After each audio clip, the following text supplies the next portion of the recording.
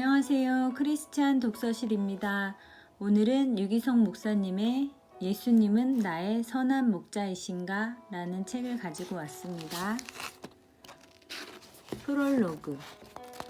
예수님은 나의 선한 목자이신가? 나는 예수님의 양인가? 예수 동행 운동을 시작하면서 선한 목자교회 주일 예배 때 시편 강해 설교를 하였습니다. 그것은 시편이 하나님과 친밀히 동행하였던 사람들의 신앙 고백이고 기도요 찬송이고 감사로 성경에 실린 하나님과의 동행일기였기 때문입니다. 다윗을 비롯한 시편 기자들에게 하나님은 살아계신 하나님이었고 대화가 되는 하나님이었고 만날 수 있는 하나님이었습니다. 그래서 시편 강해하면서 예수 동행 운동은 영적으로 더 깊어졌고 풍성해졌습니다. 우리에게는 반드시 목자가 필요합니다. 시편 중에 가장 유명한 시편이 시편 23편일 것입니다. 이 책에 시편 23편 강해가 포함되어 있습니다. 다른 시편과 달리 시편 23편은 한 절 한 절씩 6번에 나누어 설교했습니다. 그만큼 예수님과 동행하는 삶에 주신 메시지가 강력하였기 때문입니다. 시편 23편을 강해하면서 예수님이 우리의 선한 목자이심이 분명히 깨달아졌습니다. 안타깝게도 예수님이 선한 목자이심을 들어 알지만 실제 삶에서 경험하지 못하는 그리스도인들이 많습니다. 이유는 주님의 양으로 살지 않기 때문입니다.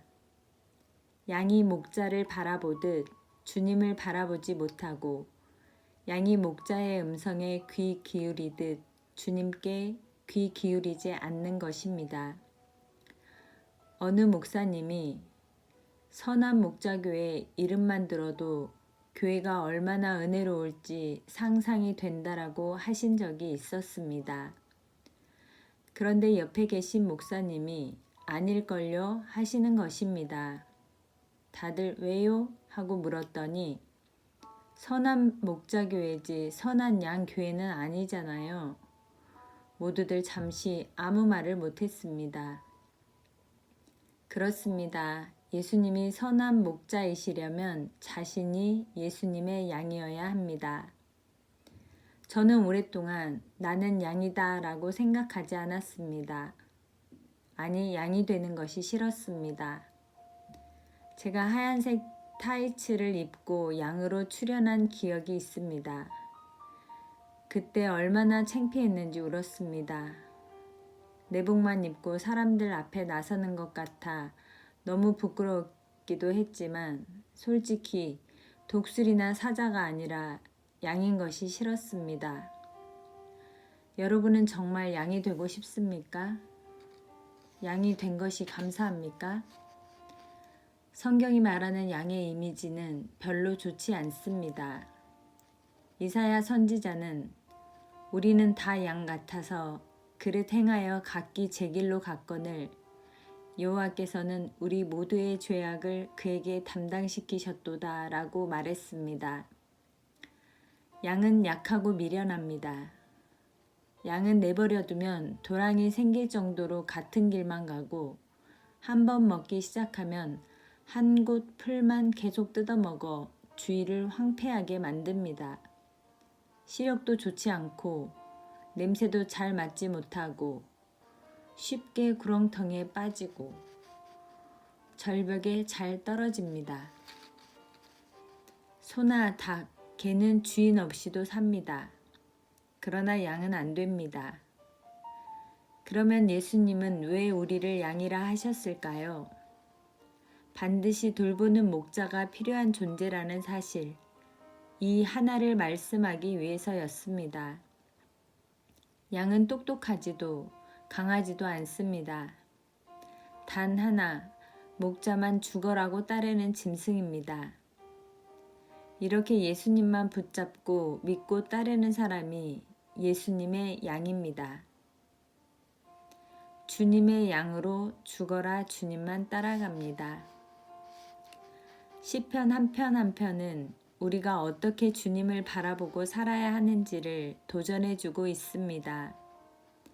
말 하나를 해도 어떤 결정을 해도 오직 예수 그리스도께서 인도하시는 대로 순종하는 사람이 예수님의 양입니다.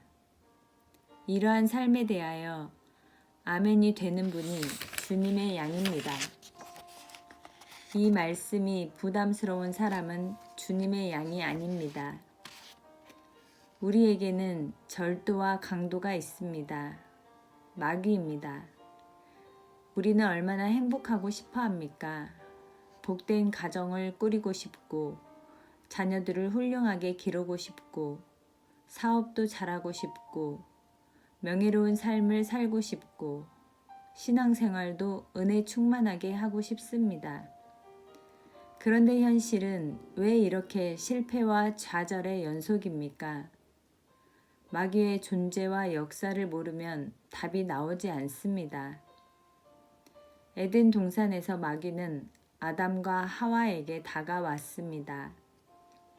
마귀는 다윗 왕에게도 정욕의 시험으로 역사했습니다. 베드로에게, 가롯 유다에게, 아나니아와 삽비라에게도 마귀는 역사했습니다. 마귀는 지금 우리에게도 역사하고 있습니다. 그러므로 우리는 양이 목자를 따르듯 예수님을 믿어야 합니다.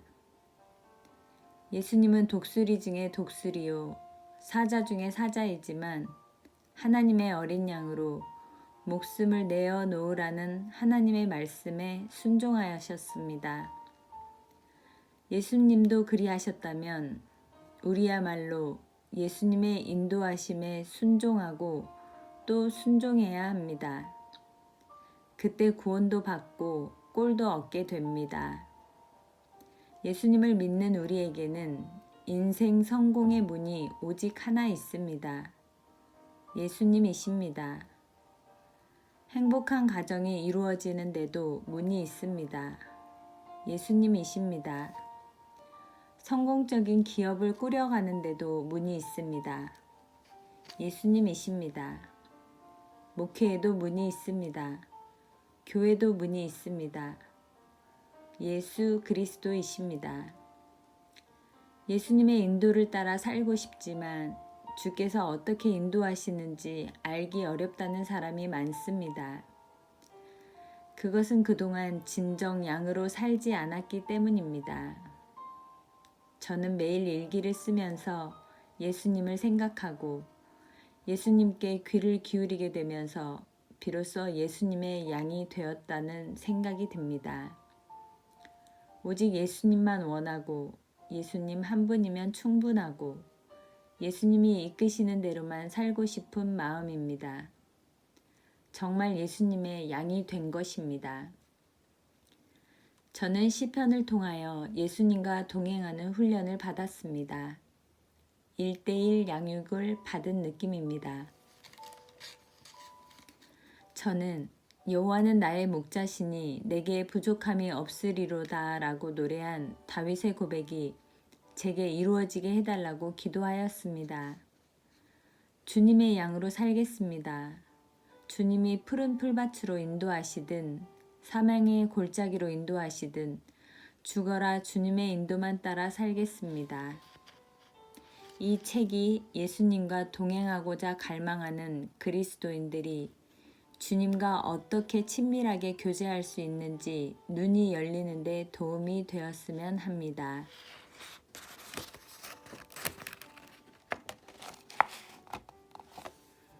본문을 읽도록 하겠습니다. 1. 성도가 죄 지을 수 없는 이유. 사람이 과연 죄를 짓지 않고 살 수 있을까요? 저는 예수를 믿고 목사가 되었지만 사람이 죄 짓지 않고 살 수 있다는 확신이 없었습니다. 죄의 유혹을 이기고 싶은 마음은 간절해도 어쩔 수 없이 죄의 유혹에 넘어가게 마련이며 하나님 앞에 나와 회개하면 용서받을 것이고 다시 죄를 짓게 되면 다시 회개하고 용서받는 것이지 죄를 짓지 않을 수 있다는 생각은 아예 하지 못했습니다. 그런데 지금은 그 생각이 완전히 달라졌습니다. 아, 죄 짓지 않고 살고 있구나. 죄를 안 짓게 되는 것이 예수 믿는 생활이구나 라는 생각으로 바뀌었습니다. 여러분 중에는 이런 말이 충격이고 문제라고 여기는 분도 있을 것입니다. 저는 사람이 죄를 짓지 않고 살 수 있다는 설교를 몇 번 한 적이 있는데 그때마다 항의 비슷한 메일을 받았습니다. 목사님, 그건 잘못된 설교 아닙니까? 사람이 죄성을 가지고 있는데 어떻게 죄를 안 지을 수 있다고 하십니까? 진정한 그리스도인의 고백. 성경을 있는 그대로 읽어보면 예수를 믿으면 우리가 더는 죄의 종노릇하지 않게 되고 죄짓지 않고 살게 된다고 일관되게 말씀하는 것을 알게 됩니다. 그런 점에서 시편 17편은 하나님이 내게 깨닫게 하신 것이 옳구나 하고 확증시켜주는 말씀이기도 했습니다. 다윗은 하나님께 이렇게 기도합니다. 여호와여, 의의 호소를 들으소서. 나의 울부짖음에 주의하소서. 거짓되지 아니한 입술에서 나오는 나의 기도에 귀를 기울이소서. 다윗은 자신의 기도가 의의 호소라고 합니다. 참 대단하지 않습니까? 누가 감히 이런 고백을 하나님께 드릴 수 있겠습니까? 어떻게 보면 잘못된 말 아닙니까? 사람 중에 거짓되지 않은 입술이 어디 있습니까? 그런데 다윗은 자신의 기도가 거짓되지 않은 입술에서 나오는 기도라고 말합니다. 주께서 나를 판단하시며 주의 눈으로 공평함을 살피소서. 주께서 내 마음을 시험하시고 밤에 내게 오시어서 나를 감찰하셨으나 흠을 찾지 못하셨사오니 내가 결심하고 입으로 범죄하지 아니하리이다. 다윗은 하나님께서 자신을 살펴보셨지만 흠을 찾지 못하셨다고 말합니다. 어떻게 이렇게 담대하게 말할 수 있습니까? 사람의 행사로 논하면 나는 주의 입술의 말씀을 따라 스스로 삼가서 포악한 자의 길을 가지 아니하였사오며 나의 걸음이 주의 길을 굳게 지키고 실족하지 아니하였나이다. 결국 이 말씀은 죄짓지 않고 사는 것이 아주 불가능한 게 아니라는 말입니다. 물론 이런 표현이 불편하신 분도 있을 것입니다. 어떻게 죄를 안 짓고 살 수 있어? 털어서 먼지 안 나는 사람이 어디 있다고? 아니, 사람이 적당히 죄도 짓고 사는 거지. 그게 인간미지. 이렇게 생각하는 분도 있을 것입니다. 다윗처럼 말하는 사람을 보면 기분이 나쁜 분도 있을 것입니다. 그러나 성경은 일관되게 우리가 예수 믿고 구원을 받았다면 죄를 안 짓고 사는 것이 정상이라고 말씀합니다. 다윗의 이 기도가 그리스도인의 정상적인 고백이고 만약 다윗처럼 고백할 수 없고 죄를 짓고 살 수밖에 없다고 생각한다면 그것이 비정상적인 믿음인 것입니다. 모든 사람과 더불어 화평함과 거룩함을 따르라. 이것이 없이는 아무도 주를 보지 못하리라. 모든 사람과 화평하고 거룩함을 따라야 합니다. 이러므로 하나님의 자녀들과 마귀의 자녀들이 드러나나니 무릇 의를 행하지 아니하는 자나 또는 그 형제를 사랑하지 아니하는 자는 하나님께 속하지 아니하니라. 의를 행하지 않는 사람, 형제를 사랑하지 않는 사람은 하나님께 속하지 않은 마귀의 자식입니다. 성경은 분명하게 이야기합니다. 우리가 예수님을 분명히 믿으면 죄를 짓지 못하게 됩니다. 아니, 죄를 짓지 않게 됩니다. 죄의 대가가 얼마나 무서운지 알게 되기 때문입니다. 죄의 대가가 얼마나 무서운지 모르니 죄가 재미있고 죄의 유혹도 되는 것입니다. 그러나 독약이라고 적힌 병에 담긴 물을 마시는 사람은 없습니다. 독약을 마시면 어떻게 되는지 알기 때문입니다. 하나님 앞에 설 준비를 하고 사는가? 오래전 둘째 딸을 차로 학교에 데려다 주는데 어두운 표정으로 말했습니다. 아빠, 어제 교회에서 언니들이 어느 목사님이 천국에 갔다 온 체험을 하고 책을 썼다는데 그 책에 천국 제일 좋은 곳에 어려운 나라에 복음을 전하다가 순교한 선교사님들이 계셨대요. 그 다음은 어려운 개척교회를 섬기던 목사님들이 계셨고요. 그런데 지옥에 갔더니 첫 번째 방에 큰 교회를 담임하던 유명한 목사님들이 있더라고 하던데 그 말은 틀린 거지요? 순간 어떻게 대답을 해주어야 하나 고민이 되었습니다. 그렇다 할 수도 없고 무조건 아니다 하기도 어려워 참 난감하였습니다. 그러다 보니 차 안에 잠시 어색한 침묵이 흘렀습니다. 그러자 저희 딸이 약간 당황해하면서 그런데 지옥 맨 밑바닥은 아니래요 라고 하여 더 당황하였습니다. 아마 저희 딸이 생각하기에 제가 큰 교회를 담임하는 유명한 목사라 생각되니 걱정이 되었던 것 같습니다. 천국에 가서 여러 가지를 보고 왔다는 목사의 간증에 대하여 평가하고 싶은 생각은 없습니다. 중요한 것은 아무렇게나 살아서는 큰일 난다는 것입니다. 어떤 모습으로 하나님 앞에 설 것인지를 생각하며 살아야 한다는 것입니다. 안타깝게도 많은 이들이 이 세상을 사는 동안 어떻게 하면 잘 살까 하는 데만 관심이 있지 죽고 난 다음 하나님 앞에 가면 어떨까 하는 문제에 대하여 이상할 정도로 관심이 없습니다. 여러분은 하나님 앞에 설 준비가 되셨습니까? 왜 그렇게 죄가 무서운 걸까요? 그것은 죄가 대가를 요구하기 때문입니다. 그 점을 알고 나면 죄 지을 사람이 없습니다. 죄의 대가를 심각하게 생각하지 않는 사람은 어떤 사람입니까? 하나님의 심판과 지옥에 대해 믿지 않는 사람들입니다. 다윗은 아무렇지 않게 죄 짓는 사람들에 대하여 다음과 같이 설명합니다. 그들의 마음은 기름에 잠겼으며 그들의 입은 교만하게 말하나이다. 그들의 마음은 세상 욕심으로 꽉 차 있습니다. 말을 함부로 하고 아주 교만한 사람들입니다.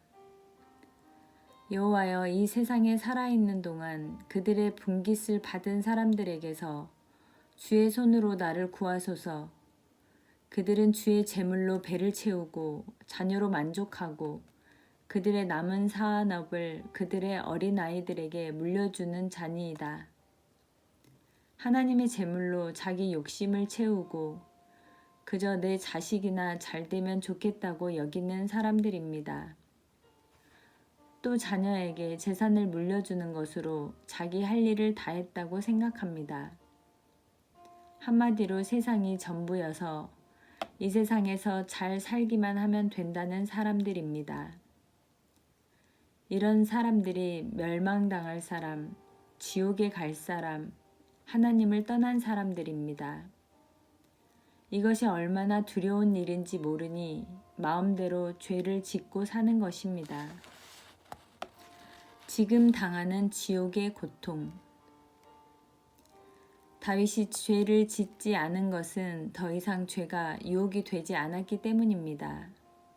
그는 죄로 인한 비참한 결과를 경험했고 그래서 결심하고 죄와 싸웠습니다. 내가 결심하고 입으로 범죄하지 아니하리이다. 다윗도 하고 싶은 말은 많았지만 결심하고 입으로 범죄하지 않으려고 했다는 것입니다. 왜입니까? 그것이 얼마나 무서운 대가를 가져오는지 알았기 때문입니다. 많은 사람들이 심판과 지옥에 대하여 시큰둥하게 반응합니다. 하나님의 심판이나 지옥 이야기를 들어도 누가 알아, 죽고 난 다음 가봐야 알지 하고 넘겨버립니다. 심판이나 지옥은 사람들에게 너무 비현실적인 것입니다. 그래서 유혹을 받거나 다급한 일을 만날 때 심판과 지옥에 대한 경고가 영향력이 없는 것입니다. 그러나 성도는 죄 짓고 겪는 고통을 죽고 난 다음이 아니라 당장 여기서 겪게 됩니다. 그것이 너무 고통스럽기 때문에 죄를 생각하기도 싫고 그래서 죄와 완전히 멀어지게 되는 것입니다. 그 고통이 무엇일까요? 하나님과의 친밀함을 잃어버리는 것입니다. 시편 17편을 보면 다윗은 자신이 죄짓지 않았다는 것과 자신이 하나님과 얼마나 친밀하게 교제했는지를 함께 고백하고 있습니다. 이 두 가지는 같이 가는 것입니다. 죄를 안 짓는 것과 하나님과 친밀히 교제하는 것은 떼려야 뗄 수가 없습니다. 하나님과 동행하는 사람들. 여호와여, 의의 호소를 들으소서. 주께서 밤에 내게 오시어서 나를 감찰하셨으나. 다윗은 하나님이 자신에게 임하셔서 자신의 마음과 언행을 살펴보신 때를 알았습니다. 참 놀라운 일입니다. 하나님이여, 내게 응답하시겠으므로 내가 불렀사오니 내게 귀를 기울여 내 말을 들으소서.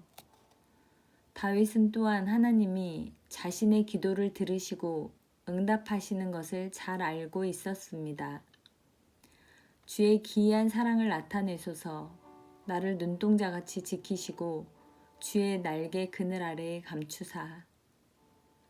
다윗은 하나님의 사랑이 얼마나 기이하고 놀라운지 경험한 사람이었습니다. 그는 하나님이 자신을 품어주시고 감추시는 것을 알았습니다. 나는 의로운 중에 주의 얼굴을 배우리니 깰 때에 주의 형상으로 만족하리이다. 다윗은 주님의 얼굴을 뵙는 것처럼 주님과 친밀히 동행하며 살았습니다. 이것이 다윗이 누린 가장 큰 복이었습니다. 그것은 성도들이 누릴 수 있는 가장 놀라운 복입니다. 성경에 나오는 하나님의 사람들의 한 가지 공통점은 하나님이 늘 함께 하시겠다는 약속을 누리며 살았다는 것입니다.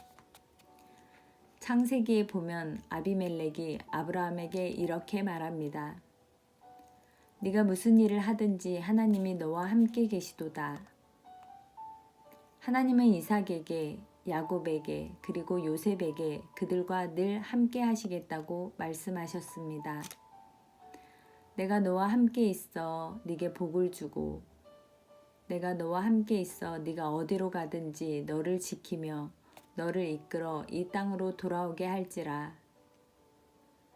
여호와께서 요셉과 함께 하심으로 그가 형통한 자가 되어 모세도 여호수아도 다윗도 성경에 나오는 모든 하나님의 사람들은 다 하나님과 동행하는 사람들이었습니다. 하나님께서 그들과 함께 하셨고 그들도 그것을 알았습니다.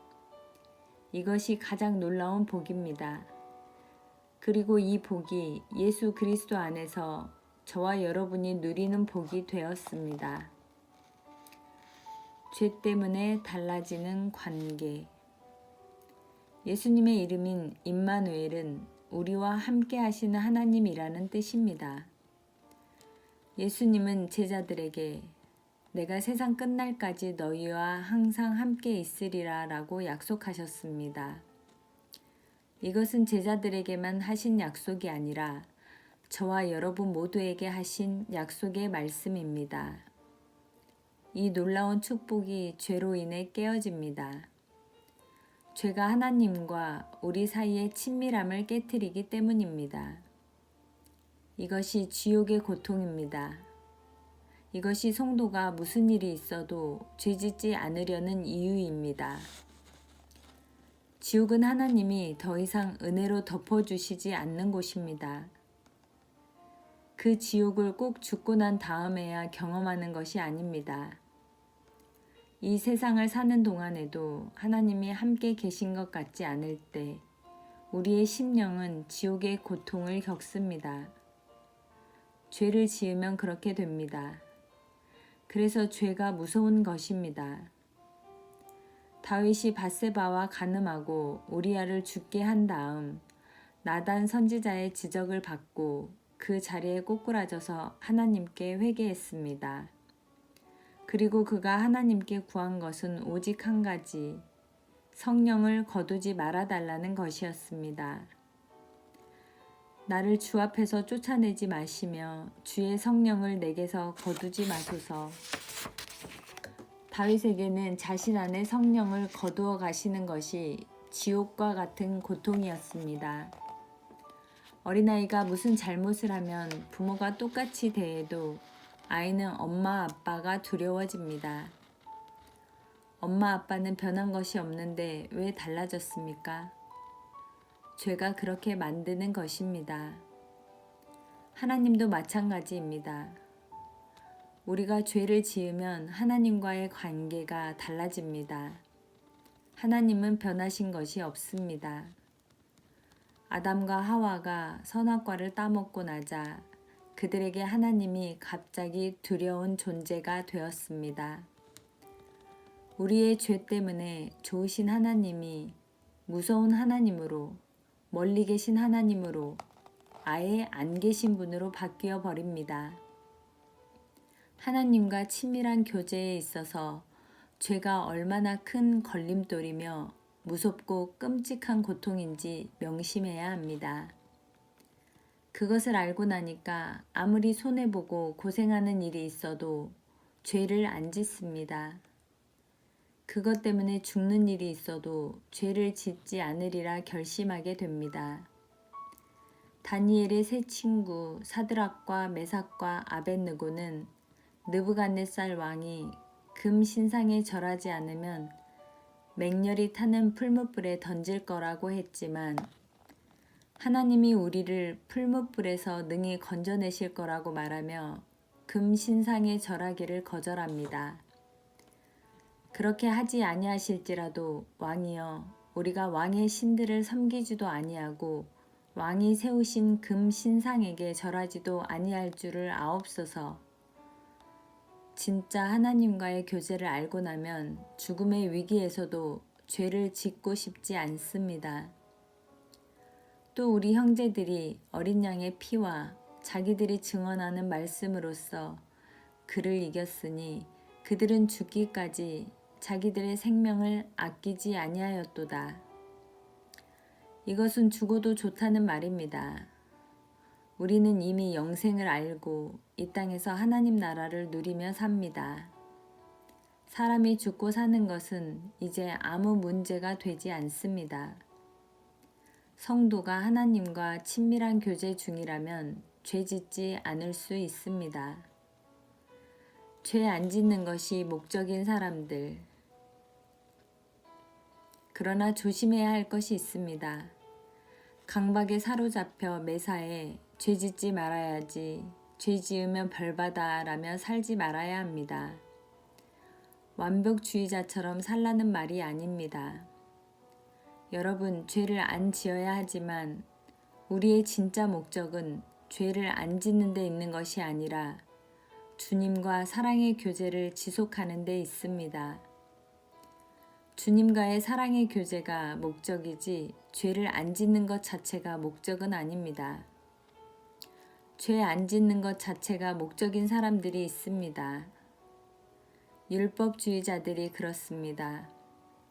그들도 철저히 죄를 짓지 말아야 한다고 말합니다.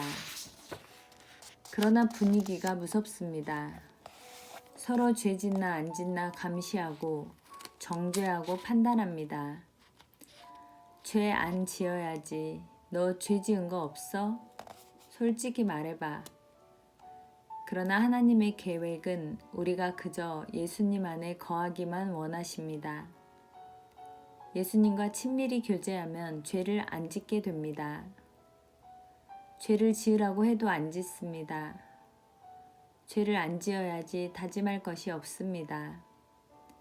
예수님과 친밀히 교제하면 더는 죄 짓고 싶지 않습니다. 내 안에 거하라, 나도 너희 안에 거하리라. 이 말씀이면 충분합니다. 그저 예수님 안에 거하는 것입니다. 그러면 예수님이 내 안에 거하십니다. 나는 포도나무요, 너희는 가지라. 그가 내 안에, 내가 그 안에 거하면 사람이 열매를 많이 맺나니 나를 떠나서는 너희가 아무것도 할 수 없음이라. 여러분, 죄를 안 지으려고 노력하기보다 예수님 안에 거하기를 힘쓰십시오. 내가 주님 안에 거하면 예수님이 내 안에 거하시고 예수님과 나 사이가 친밀해지면 더 이상 죄는 문제가 되지 않습니다. 잘못하면 겉으로만 죄짓지 않는 것처럼 보이는 율법주의에 빠져버립니다. 이것이 더 무섭습니다. 율법에는 죄인들과 한자리에 앉아서 먹으면 안 되는데 예수님은 삭개오의 집에 들어가 음식을 먹고 주무셨습니다. 제자들이 안식일에 밀 이삭을 잘라서 먹을 때 예수님은 그들을 옹호하셨고 안식일에 병든 사람도 고치셨습니다. 규정으로만 따지면 안식일을 범한 것입니다.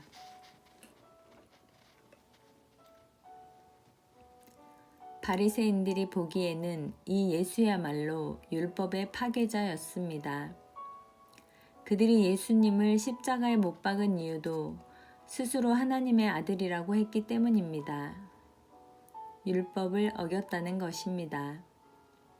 그러나 예수님은 크고 첫째 되는 계명으로 네 마음을 다하고 목숨을 다하고 뜻을 다하고 힘을 다하여 주 너의 하나님을 사랑하라. 둘째, 내 이웃을 네 자신과 같이 사랑하라 라고 말씀하셨습니다. 그러니까 계명의 핵심, 곧 죄짓지 않는 동기는 사랑이라고 말씀하신 것입니다.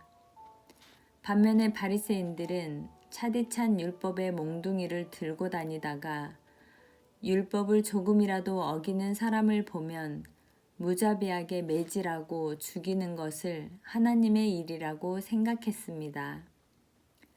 사랑을 잃어버린 것입니다. 똑같이 죄짓지 말자는 것이지만 너무 큰 차이가 있는 것입니다. 이런 사람을 율법주의자라고 합니다. 이런 사람이 되면 큰일입니다.